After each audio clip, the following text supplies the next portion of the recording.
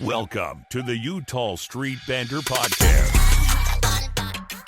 Welcome, everybody, to another episode here on the Utah Street Banter Podcast. I just want to welcome everybody. Thank you for joining us once again. I'm here, like always, with Elijah. What's up, bud? Not much. How are you? Not bad, man. Not bad. So we got a pretty awesome episode today.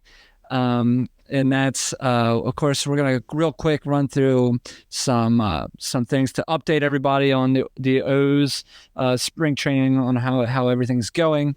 And then we got our man Hunter Parsons. He is he's in the Mets organization. He's from Maryland, grew up there, went to University of Maryland. So it's going to be neat to just kind of hear him speak about spring training, and not going to be talking too much O's with that, but I think everything will be kind of tied together when we talk about that, because, basically if you listen to some of what he says, we could probably put that along with what a lot of our prospects in our camps have to deal with on a daily basis also. But you'll love him. Hunter's awesome. Great friend. Great baseball player. Great guy, and everything. But real quick, let's hit this. So the O's had some pickups or some signings this week, and the two biggest ones here are Julio Teheran. He's a veteran pitcher that the O's just picked up. We signed him for very little. He has an opt-out clause, I believe, on March 28th or something like that. Yeah, if he doesn't make the major league roster, if he knows, like, he can opt out of the contract. So right, and it's funny because talk about Hunter Parsons, who's a Mets. That's actually who was where we were bidding against to get Teheran. So I guess we gave him a pretty good signing bonus, considering pretty good signing bonus, and so we'll see how it goes. I watched him pitch the other day. He looked really good, but I mean, it's spring training. He's dropped his arm slot quite a bit. If you haven't seen him pitch in a while, I would kind of if you can imagine Cano, the way Cano, his arm slot, Teheran came a little like close to that, and he's went away from his fastball to more breaking ball pitches. But anyway, I mean, it's nothing to really stress about here, I don't think. yeah, but yeah.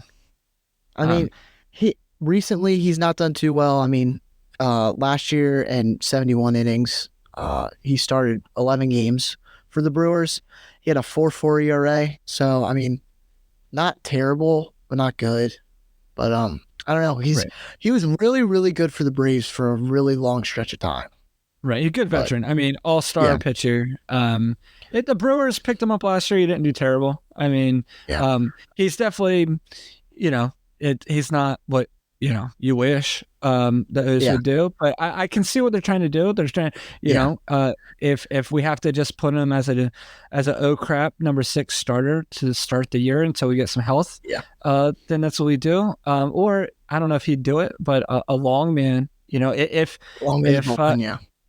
if he wants to, try to have a renaissance career. And then the other one is Colton Wong. Colton Wong is a second baseman. Not a bad second baseman. He did well for the Cardinals for a while. And even had a few good years from Milwaukee. So it's just interesting pickup in my opinion, just because I just see so many. We have so many outfielders right now. Not outfielders, second basemen, infielders. I guess, I don't know if they're just trying to give competition, just trying to give a veteran depth. But, I refuse to second guess our front office because they have given me no reason to do so. So, like I said, we might pick somebody else up and you might see one of these guys get wavered. So, I don't want to stress or, put too much into this. I'm more interested in a Julio Teheran signing than I am the Colton Wong. I don't see Colton Wong ever wearing a Major League Orioles uniform. I don't see him making it out of spring. Julio Teheran, I don't think he'll make it out of spring either, but he definitely by far has the biggest chance with all our injuries that we had to our rotation. I definitely think if he makes it, it's definitely as a reliever, which I don't know if he wants that, but I mean, yeah, I don't know. Like you said, he looked pretty good. His stuff looked filthy, honestly. I mean, we'll see what he has though. Right. And jump into some spring training success stories here. Jackson Holliday's having a decent spring. I know everybody wants to talk about him. I mean, but there's just not a ton to talk about when it comes to him. I mean, he's batting a 235, but he's only 17 at bats. So take that average and throw it somewhere. It's more about the eyeball test is kind of what we're looking at here. My man looks good. I mean, he hits the ball hard. Had a pretty cool at bat against Paul Skeens with the Pirates. Paul Skeens one of the top pitching prospects in all baseball. He threw a 101 mile an hour fastball to him. He grounded out to second base. But pretty neat to see that. Wish it was on live TV, but we'll let that go. Don't argue that for another day. What other success stories do you see right now in spring training, Elijah? So another name I have here is Silas Ardoin, and I feel like he's probably a name not a lot of Orioles fans know. That's mainly just because of the position he plays. So Silas Ardoin is a catcher. And you say, well, we have another good catcher. Of course we do. We have good everything. I mean, you got him. He's blocked in popularity and in playing time right now you have obviously Adley Rutschman, even players like Creed Williams at AA that you have, I would probably consider better than him. But he is killing it right now. He has a 750 average, has a 2 doubles and a triple, and 2 RBIs in 5 games so far this spring. And I think it's just kind of another way to sell that, well, whatever we draft is going to be good. Even if it's not a position we need, we have success in it. Another name I have here is Justin Armbruster.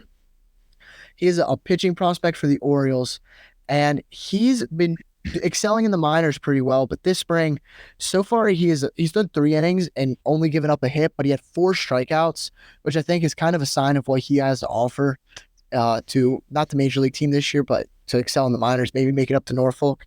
Then maybe towards the end of the season next year, we have another arm to look forward to. Absolutely. And then yeah, I'm pretty excited for him, and just I'm excited for any of our young pitchers. Just hopefully they can surprise us. You know what I mean? Kind of jump out there and help us out, especially in the long run.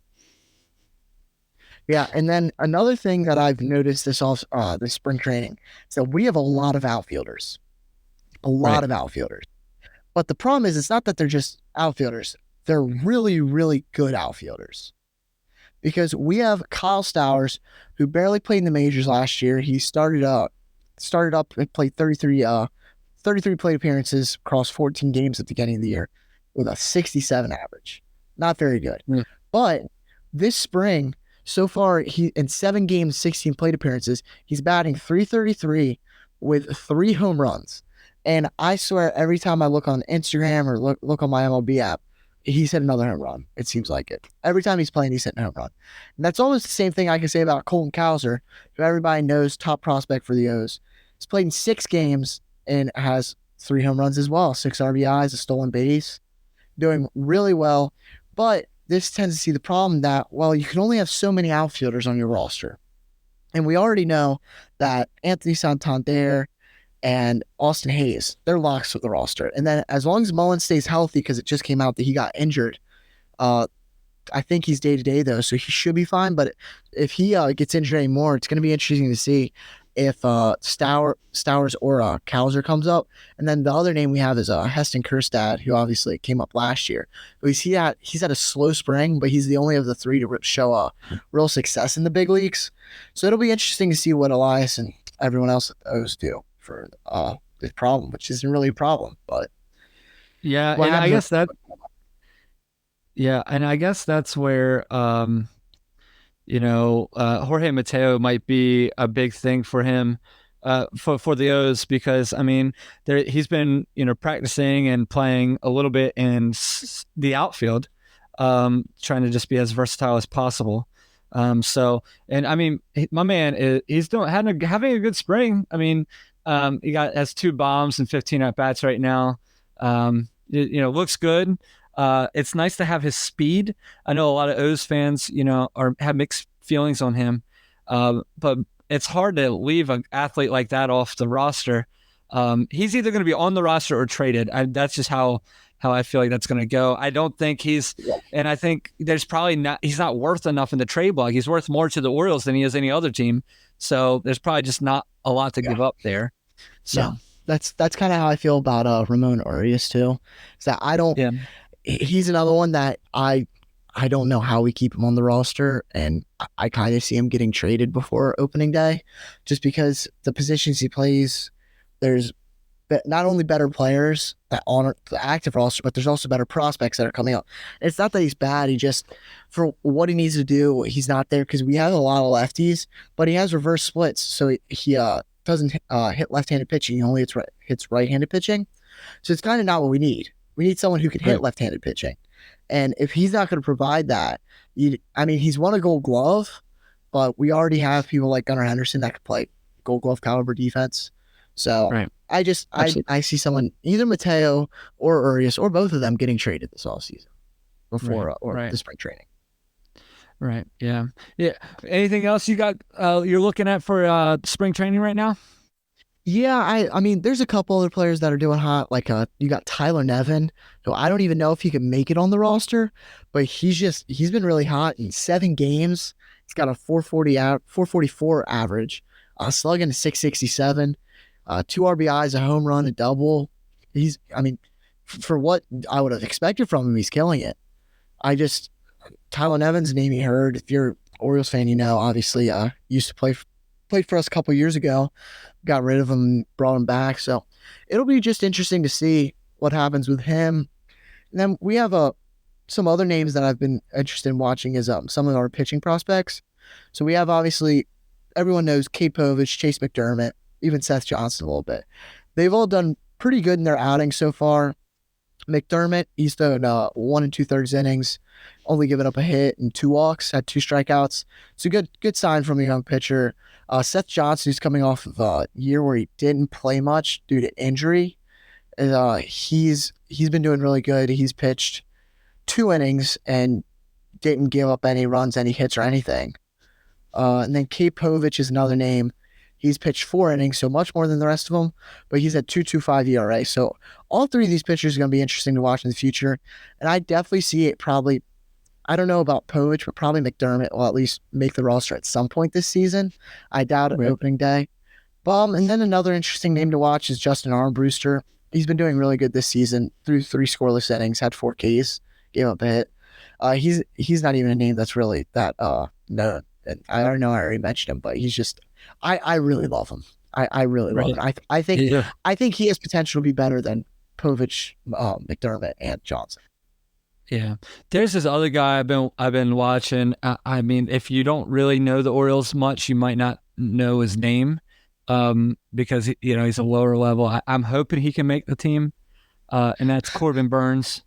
I'm just messing. Yeah, no. So, we're talking about spring training and people that are fun to watch. I think every time he pitches, we just try to get excited a little bit.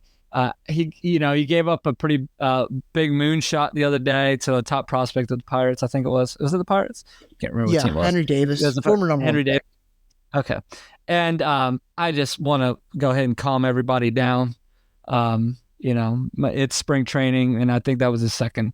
He's only pitched 2.2 innings. So get excited. Get excited that we have Corbin Burns. I don't care how bad his spring is. It's better than whatever you wanted. I am actually excited and surprised about one person, and that's Cole Irvin, man. Cole Irvin he's killing it. I don't think any of us expected this. No, not at all. Swervin' Irvin, as he's called on the streets. He's pitched 5 innings so far, and he's not given up a single run, which is pretty impressive. But I definitely think with what he's shown now throughout the spring and kind of with our injuries, he's guaranteed a rotational spot. I think at least. And at least number 5. Exactly. He'll at least make it because, who else are we going to do? Means is hurt. Bradish is hurt. I mean, you got Wells, but Wells hasn't shown consistency over a season. I think you could see maybe a return to like his 2018, 2019 self, 2021, where he was very consistent for not terrible A's teams, not like they were now. But it'll be interesting to see. I definitely think he's gonna be more of a starter this year than he was last year. Because if he could just find himself just steadily around a 4 ERA, throwing 5-6 innings game, that's quality. That's what we need. You need innings over a long season. Absolutely. Yep. And then help us out on that back end of the bullpen. Exactly. Yep. And then the last person I really need to talk about is Dylan Tate. And my man. You'll hear it here first. I'll say I was wrong.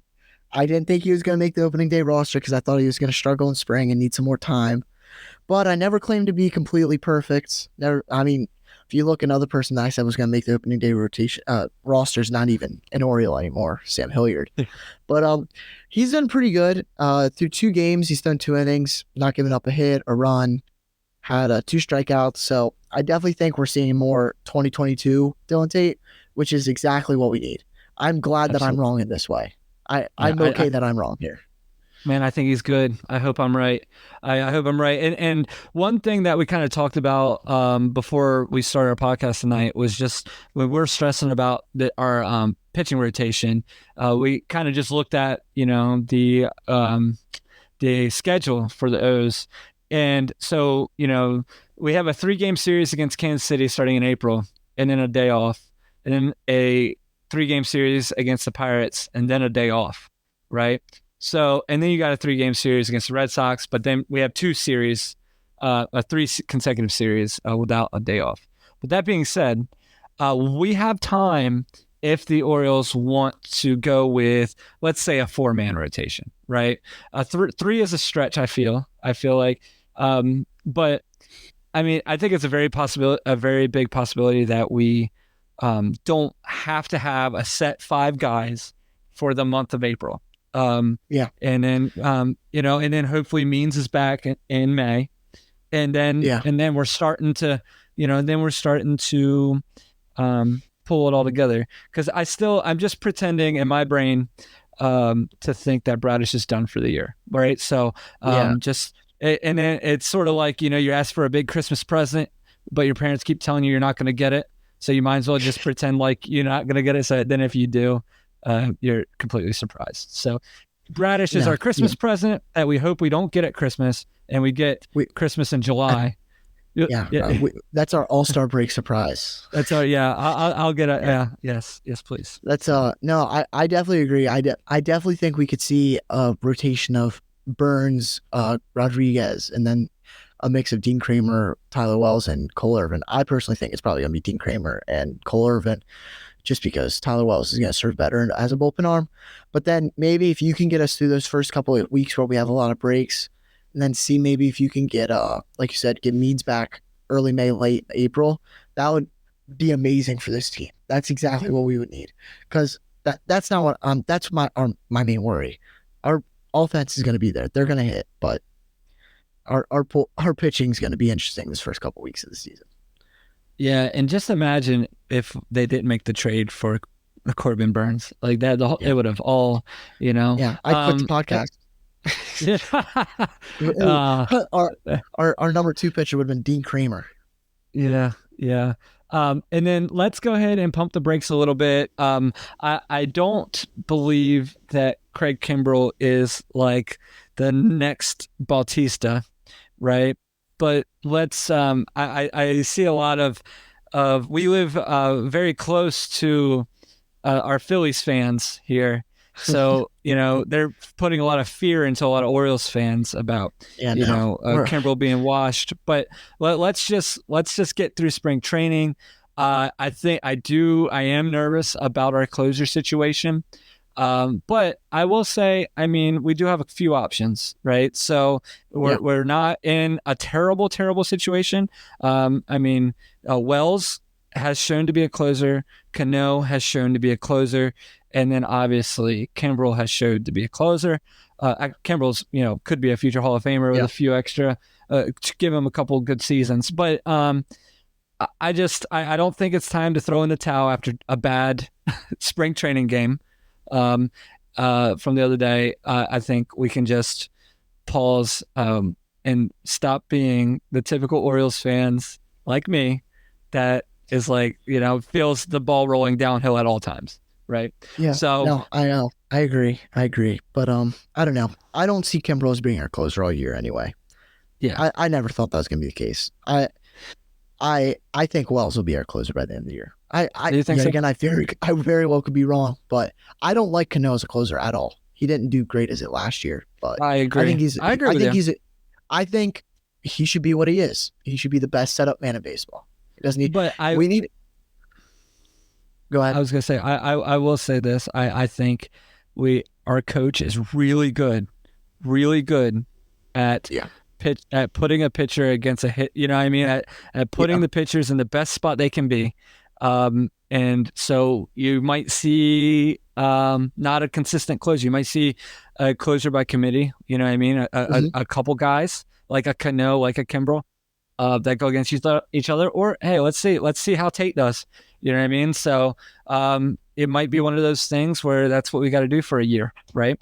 So, but yeah, man. So I'm excited. I mean, it's spring training, so I'm trying to not read too much into it. But definitely, guys, if you get a chance, and you see that the O's are on TV or on your app, there's some videos. Definitely look at these young guys: Kobe Mayo, Jackson Holliday. You got Armbruster, Kyle Stowers, Colton Cowser, Heston Kershaw. I mean, there's a lot of guys that I think us Orioles fans could definitely get to learn their names and help. I should probably watch it too to help learn how to say all their names. But definitely, it's definitely fun to watch these prospects come through and show their stuff here in spring training against some good talent. And since we're talking about guys that are trying to make it through the minors and through the spring training and get a roster spot, we're gonna jump over and we got Hunter here. What's up, Hunter, man? Thank you so much for joining our podcast. It means a lot, man. So last year you were part of the Mets AA and AAA systems, and so this year we're hoping that we can break big league camp, right, man? So that'd be awesome. But anyway, so how do you feel like your spring's going so far this year? I think it's going about as well as I could have hoped. Body's feeling really good. Arm's feeling really good. And, learning, still getting better with some things and learning every day and just trying to stack those consistent days together, getting better. But I think the outings have gone pretty well, minus the first big league one. There was definitely some things to take away from that, some positives and some things I need to do better. But I feel like I'm in a really good spot to start the season. In that outing, though, your last at bat, I really liked watching against Alfonso Rivas. You had really good sequence in there. You threw some nice cutter or two in there. 2 cutters, and that's a pitch that I worked on a lot this off season. Just trying to get the shape a little better, throw it a little harder, and it's good to see that pay off, right away. So it's funny because me and Alfonso played summer ball together during college one year. So it's always funny seeing familiar faces in the box when you're going against them. It's always nice to come out with a strikeout too. Yeah. No, I feel like we are, as an Orioles podcast, we are a little offended because you got one of our favorite baseball players out. Was it yesterday? 2 days ago. Trey Mancini. Yeah. 2 days ago. Yeah, Trey Mancini. You're very offended by that. We don't understand why you couldn't just send it a fastball down the middle, sort of like what the Orioles did to Derek Jeter. When they let him go off into glory. But it's okay. We're gonna let it go. What was it? In all seriousness, was it pretty cool to face him? Like, I mean, absolutely. You've seen him on TV. I was talking to one of the coaches after I got done the outing, just talking about how baseball comes full circle, because when Trey Mancini was with the Shorebirds, my best friend from Parkside, who was also the catcher for Parkside, his family was Trey Mancini's host family when he was in Delmarva. And so, I mean, that was I don't know how many years ago. I was still in high school. So, you know, that many years down the road to then run into them in pro ball was a full circle moment. It was pretty sweet. Yeah, that's cool, man. That's really cool. Elijah has a question real quick about the jerseys, right, Elijah? Yeah, everyone's been saying how bad the jerseys are and how they have different lettering than normal, and maybe the pants are slightly see-through. How's your experience with it? So I don't really have a problem with the jerseys. I mean, I don't really know what the huge differences are. I mean, I've seen stuff on it, but I don't mind the jerseys, and our pants are white pants or pinstripes, so those definitely help.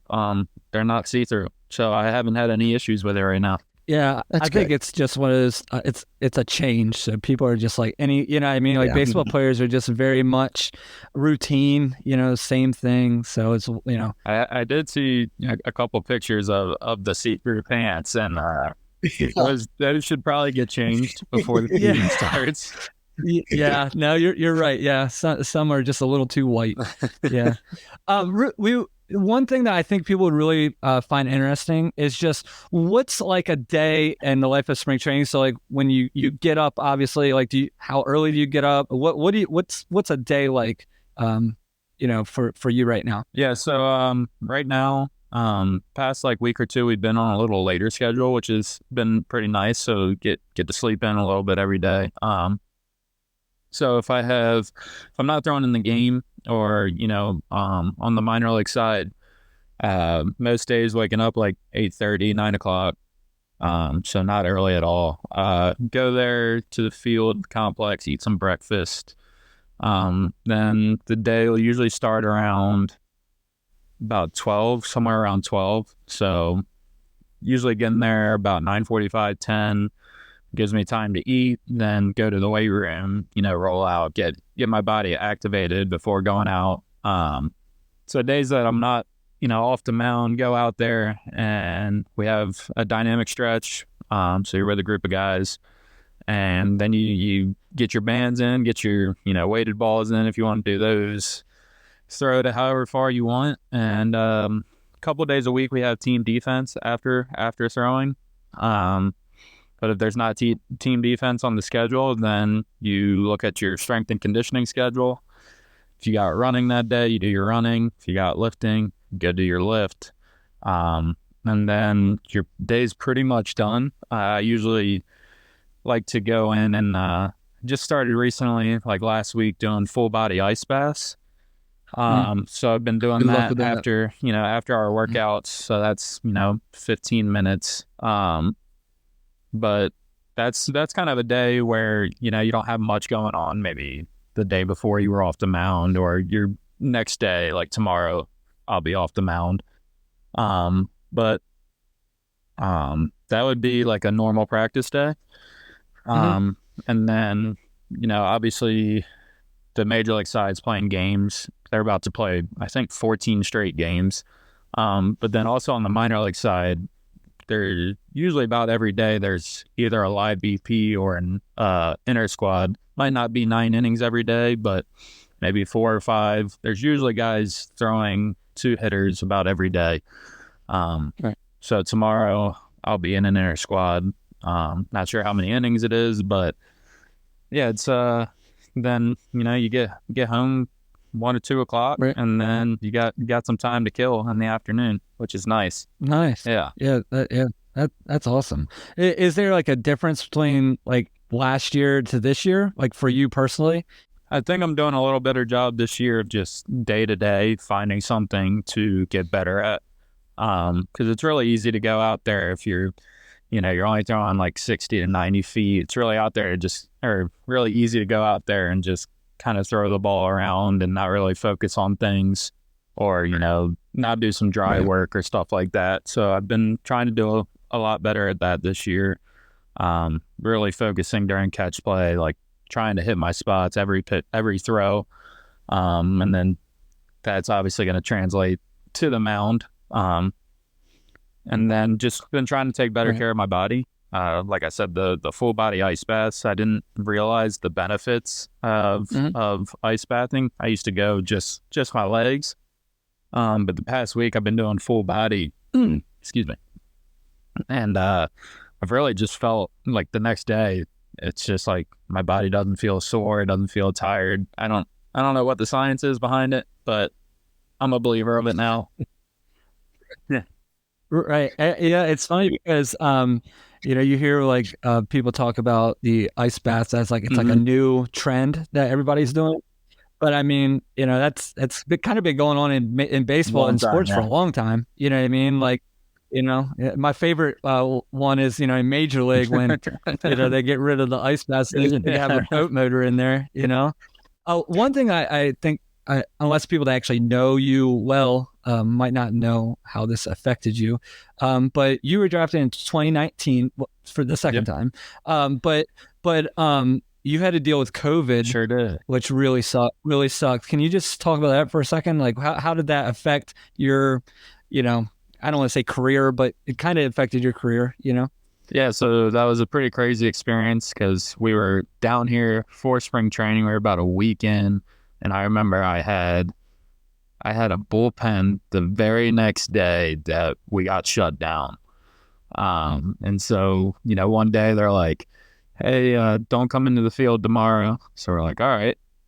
Next day, they're like, don't come into the field again. And then I think it was the third day, they were like, hey, we're shutting everything down. Everybody's going home. Nobody can stay.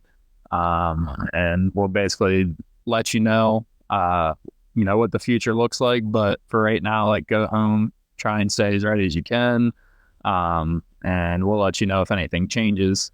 And so that went on for a while. Went home, tried to keep staying in shape, makeshift workouts in my garage with little bands and crappy old barbell that was in the garage stored away, and a lot of body weight stuff. But then we found out in July that there would be no minor league season, and so basically went from September of 2019 to May of 2021 without any competition.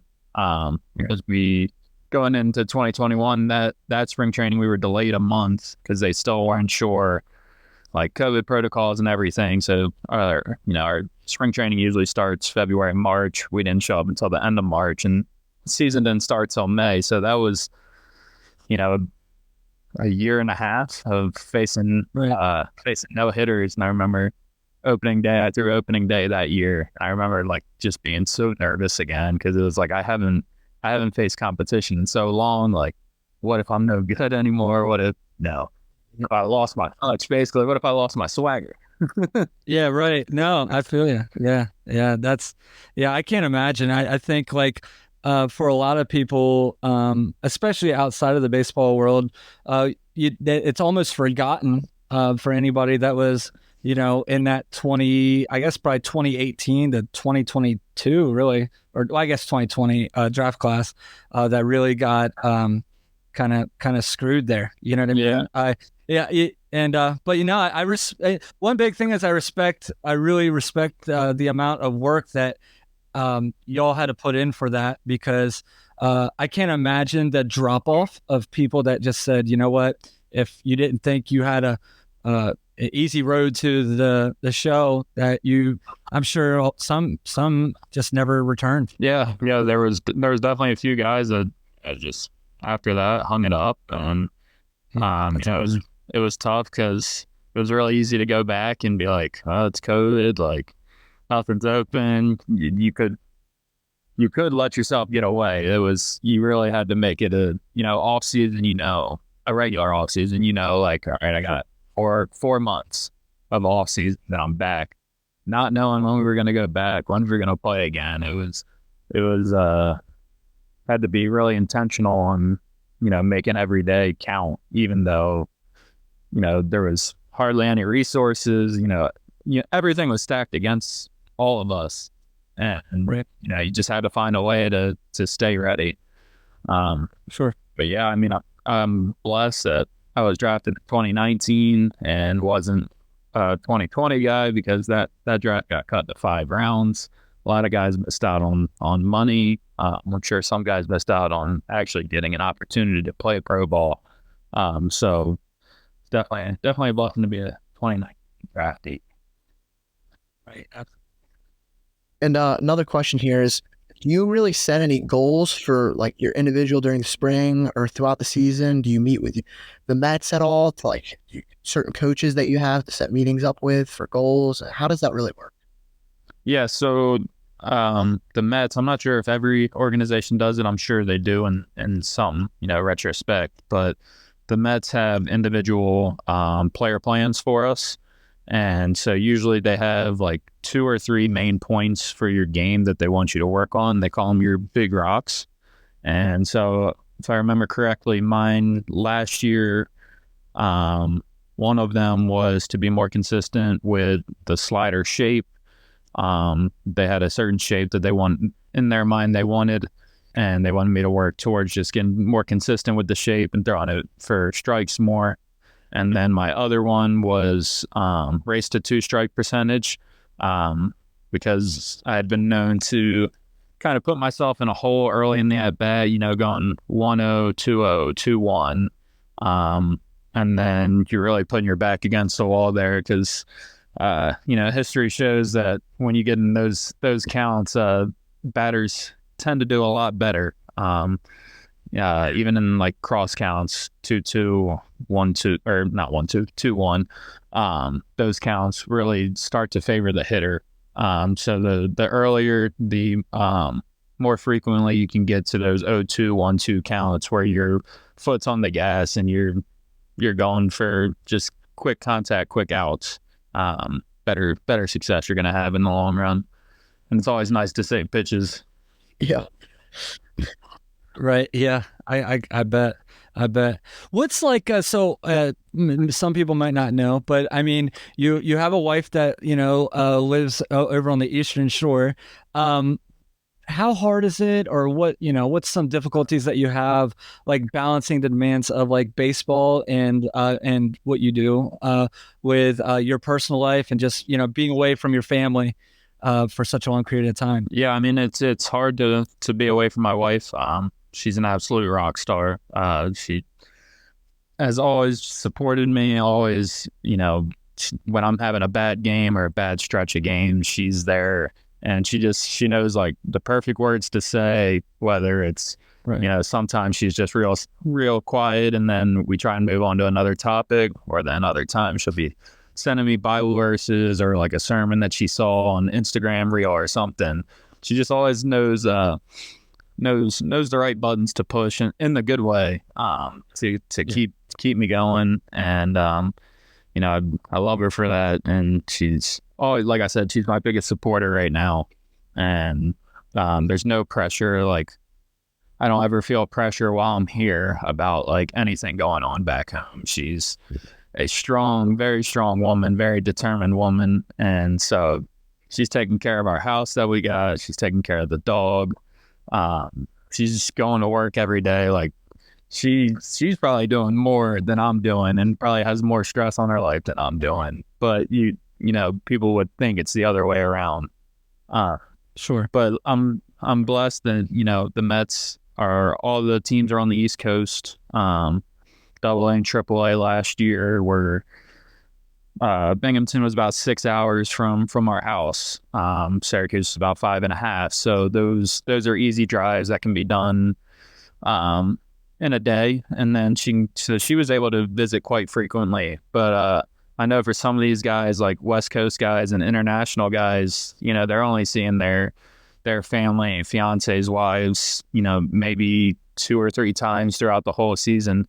And honestly, the international guys, you really don't see much of their family visiting at all, which is, crazy. And, they finish the season here and then they go back home and then they play winter ball. And like, those guys are always on the go. Like they take, the grind don't stop saying, they take that to a whole new ballpark. Yeah. It's so respectable by, especially those guys. And even, some American guys that go out and you'll see them go and play in the Dominican League and they'll, play in the Mexican League. It's really impressive. And then even like your super young prospect guys that they they play a whole season, then they go to the Arizona League, the fall league, and it's for those guys, I mean, they're young usually. I mean, they're 18, 21, and it's a big jump for them to be away from their family when just a couple years ago they lived with their family. Oh yeah. So I mean, it's funny when you'll have people that talk about, especially just keeping it in the minor league world, is you're playing baseball. It can't be much more fun than that, and but they don't see the real life side of it. You know what I mean? Yeah. I mean, I would say like we're absolutely blessed to be in the position we're in. We're playing a game that we grew up loving for fun, but at the end of the day, it is a job, and I would say, compared to a normal job, firings, we'll call it, happen a lot more frequently on our side, and there's serious pressure there because sometimes guys are good and they get cut, and it's not because they're not a good pitcher, but it's because there's the younger guy that's maybe a little more raw, but the ceiling talent is there, and they need to clear room for him. And so, sometimes it just works out like that. So there's always pressure showing up every day, which, is a love-hate relationship. You love the pressure, but at the end, also in the back of your mind, it's there. It's real. Right. Yeah. I mean, normal job is you can not really show up mentally for a couple weeks. you do that in your world, you know what I mean? So, but yeah. There's no PTO in baseball. You don't get that. Yeah, absolutely. Yeah. Even your off season is an off season. You know what I mean? So you're still grinding. Yeah. All winter, with a very loose term, all season. Yeah. Right. What's the biggest misconception that you feel that people have about professional baseball? Yeah, well, I think you know where this is going. You play pro baseball, then you must have fat pockets. You must be rolling in the cash. You must be living the high life. You must be it's money related. People, they hear professional baseball and associate it with MLB pay scales, and realistically, that's not the case for 90% of the guys. You have your guys that got their money in the draft, but once you make that money in the draft, man, everybody's making the same amount depending on the level you're at. Everybody on that team is pretty much making the same amount, unless they're a minor league free agent sign, which takes 7 years to get to, and a lot of guys get filtered out by then. It's very hard to make it 7 years. Yeah. But what are some of your more memorable moments that you've had throughout your career? I mean, I know you faced probably quite a bit of interesting people over the years. Mm-hmm. So I would say my first big memorable moment in pro ball was 2019, my first season. Robinson Cano was coming off the IL, and he was coming to rehab with the Brooklyn Cyclones. And I remember just the hype around the whole clubhouse when, our clubbies coming in and putting Cano on the locker, and then they cleared, there was a locker next to him that a guy was in. They cleared him out, moved him to the other side so that Cano could have 2 lockers there by himself. So I mean, that was pretty crazy. I mean, at the time he was a surefire Hall of Famer. I'm not sure now with the allegations and everything, but incredible baseball player that I had watched for years and years is now, in the same locker room as me, was my first this is pro ball experience. And then taking it back a couple of years when Scherzer and Verlander were rehabbing with us. Scherzer rehabbed with us in 2022 in Binghamton, and then Justin Verlander last year at the start of the year rehabbed in Binghamton. So being in the same clubhouse as those guys who are absolute first ballot Hall of Famers is just if you would have told me 20 years ago, hey, you're going to be sitting with a Hall of Famer in the same clubhouse as you, I would be, I'd think you're lying. But it's funny, Justin Verlander showed up in Binghamton, and it was a day game. I can't remember if it was a Sunday day game or what, But he shows up in our locker room and he walks around to every guy in the clubhouse, sticks out his hand, goes, "Hey, nice to meet you. I'm Justin Verlander." And I remember I was sitting there in the clubhouse. We were playing cards, and he walked away. I remember like looking up at my teammates, and I'm go, "Did any of you not know who he was?"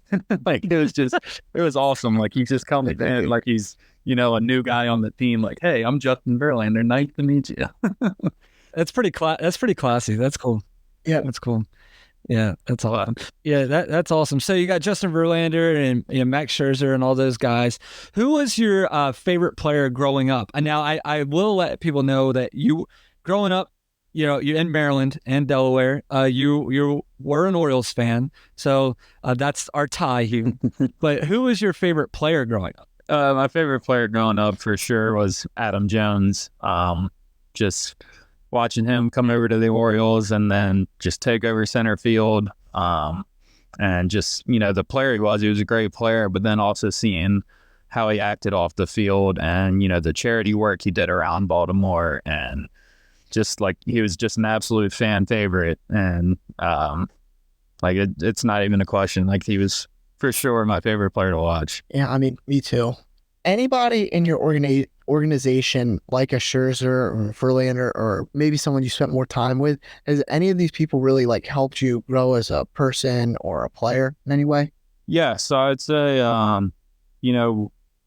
as you develop these friendships with the teams you're on, you're going to see a lot of new faces every year between roster moves and everything. But I'd say really like being in the bullpen, like the guys that I'm with every day, like we pick each other's brains all the time. We're always looking for feedback or, hey, how do you hold that pitch? Like, okay, maybe I'll mess around with that to see how it works for me. Or, hey, what's your mindset, when a guy's on first base, or what's your mindset in this situation? Or, what do you like to do for arm care? And like, just all these different topics, all these different ideas get bounced around on a day-to-day basis. And you really, you start to kind of, I don't know how to explain it, but you just kind of start to pick, oh, I like that.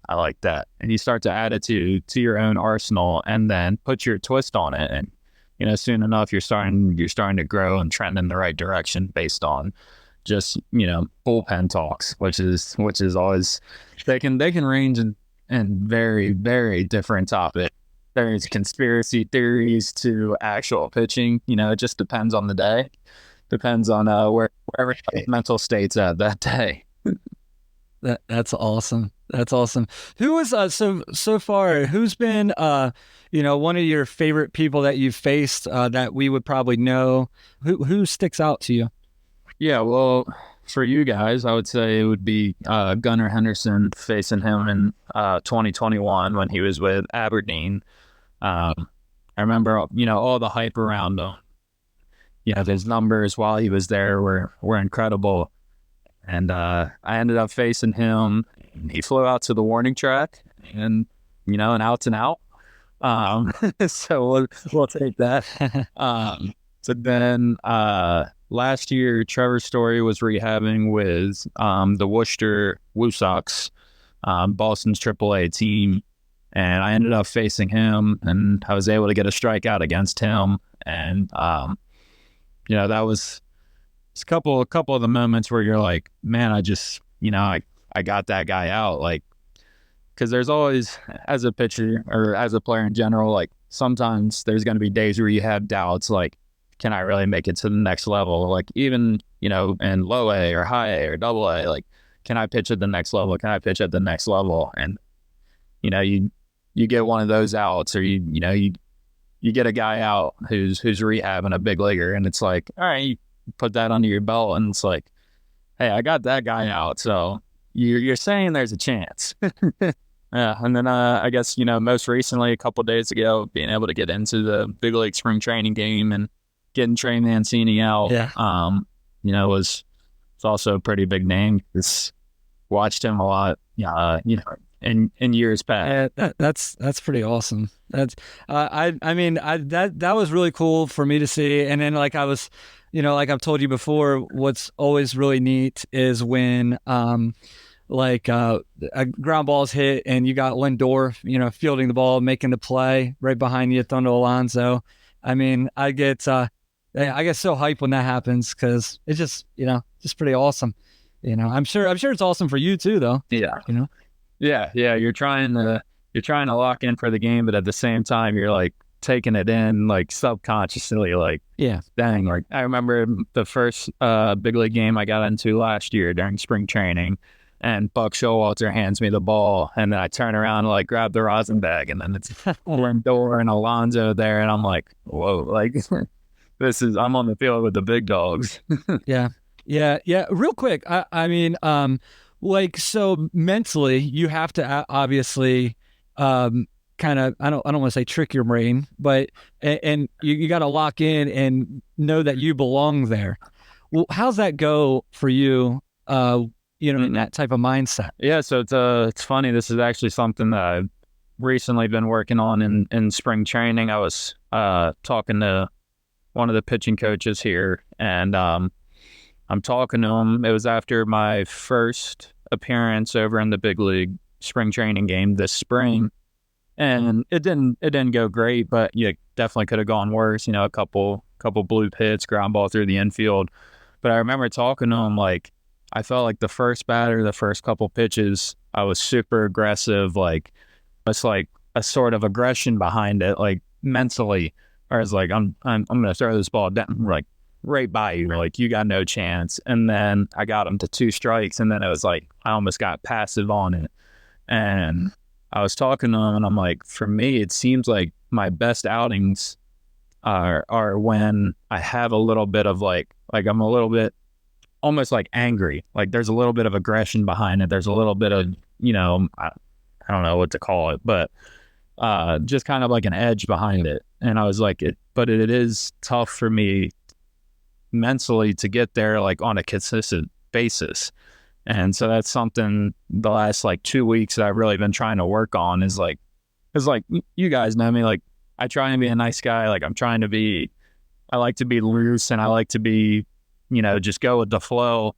So it's almost like a little weird state. Like you're saying, like I almost had to like trick my mind into being like, I'm angry.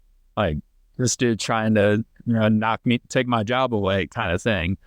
And so that's something that I think is going to help me in the long run, as I get more consistent at it. And, I had an outing today, in an inter squad, and it was the first like full outing that I've had where I felt like I did it the whole time, and the results were really good today. So I'm excited to keep working on it and carry it on into the season. Yeah, I mean, and that's like, I know we talked about him a minute ago, but you see Scherzer. I mean, he kind of lives that life, right? And then if you go back to like back in my day, I mean, Randy Johnson lived like that. You see those pitchers, and you think if you only watched them on the mound, you'd think they were the biggest jerks. You know what I mean? But they come off the mound and they're able to turn it off.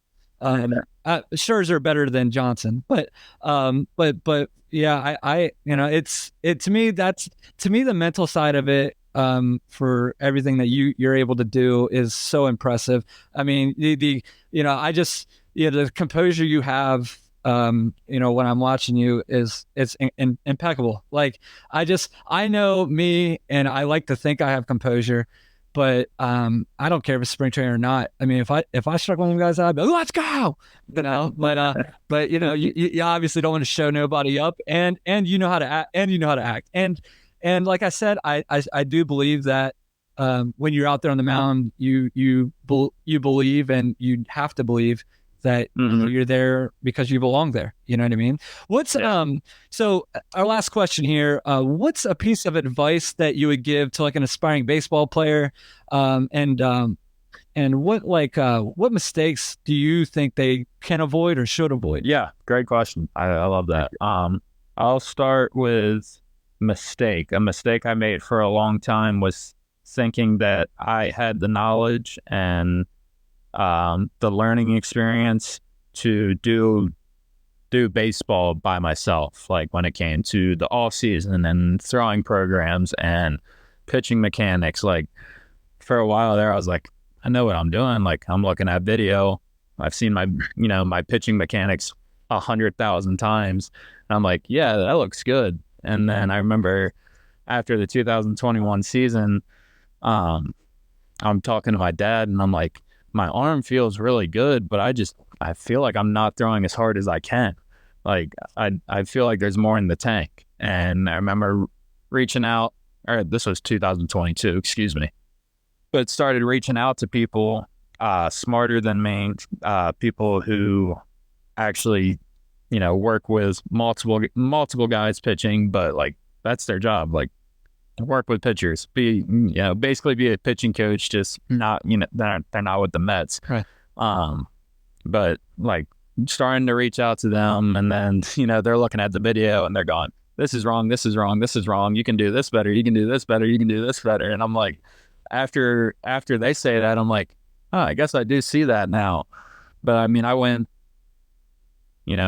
2019 off season into 2020, and then, throughout COVID, and then a full season 2021. So basically 3 years in pro ball, where if I wasn't in season, I was by myself. I was on my own. And, I really set myself behind the 8 ball. Just thinking that I had it figured out, when in reality, I clearly do not have it figured out and still don't have it figured out. So I think, that's something that a lot of people can learn from, is there's always going to be somebody smarter than you or better than you at, what you think you know. There's always going to be, even if it's not smarter, even if it's just offering a different perspective that might resonate with you. Like there's always more room to grow, always more information to get. So that would be, a mistake.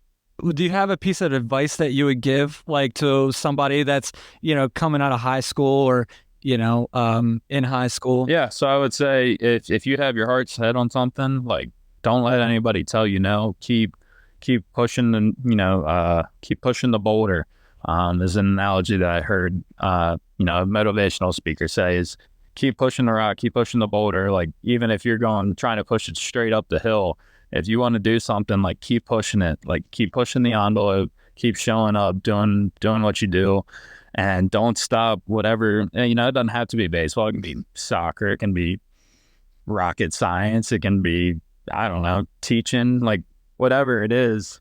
Like, if you have your heart set on it, don't let anybody tell you you can't do that, or you're not doing good enough, or, any of those things, any of those negative things that people want to try and put on you. Because, personal experience for you guys as well. Like, if somebody sees society nowadays, if they see people doing well, somebody's going to be hating on them. Somebody's going to be trying to shoot them down. Because people, like, honestly, people don't like seeing other people shine.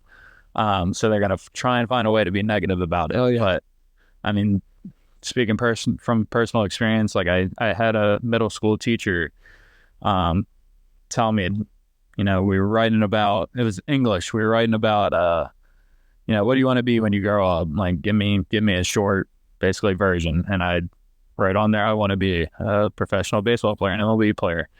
And I remember in front of the class, her telling me, why do you keep writing about baseball? Don't you know that only 0.001% of players, like, make it to the big leagues, and blah, blah, blah, blah, and, like, all this noise.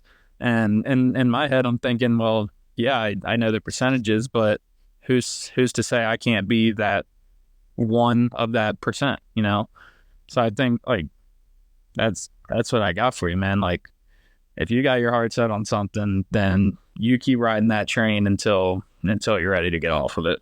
Yeah, absolutely. No, I completely agree. I think every aspiring baseball player has had that conversation, and one of my favorite things that I of course I work with a lot of the younger athletes is especially my seniors and my early college athletes. They're always like, well, maybe I'll just take a year off or whatever, and I'm like, there's going to be a day where you hang those cleats up and you never put them on again. You know what I mean? So my favorite sound is your cleats on the concrete of the dugout right before you run out on the field, and and my tennis shoes on the squeaky floor in the office doesn't make that same sound. Yeah, I was gonna say, we're at the minor league facility down here for spring training. We have a cement walk path in between the fields. So every day when I walk out of the locker room, I get to hear about 20 to 25 steps of those cleats hitting the sidewalk, and it never gets old. I love it. That's my favorite. I know it's such a weird thing, but like that, I don't know. It's like popping bubble wrap. Like it's just there's something so satisfying about it. Yeah, for real. Well, Hunter, I really can't thank you enough for coming on our podcast and joining us. And we hope we definitely can talk to you again throughout the season. And good luck, man. Yeah. Good luck, buddy. Thank you. I appreciate you guys. I appreciate you having me on. And it's definitely a game to come back on and talk some more. Yeah, so I just want to thank Hunter for joining our podcast. And thanks, Elijah, for coming on again. And I guess we will see you guys at our next podcast. We got another fun one. Got another interview. So please follow us on Facebook, Instagram, and Twitter to keep up on some of our new news, I guess I can say. Just kind of see what we got going on. All right. Stay tuned. Guys. Stay tuned. We got some fun stuff coming up, man. Right? Yeah. So, all right, guys. We'll see you next time. Yep. See ya.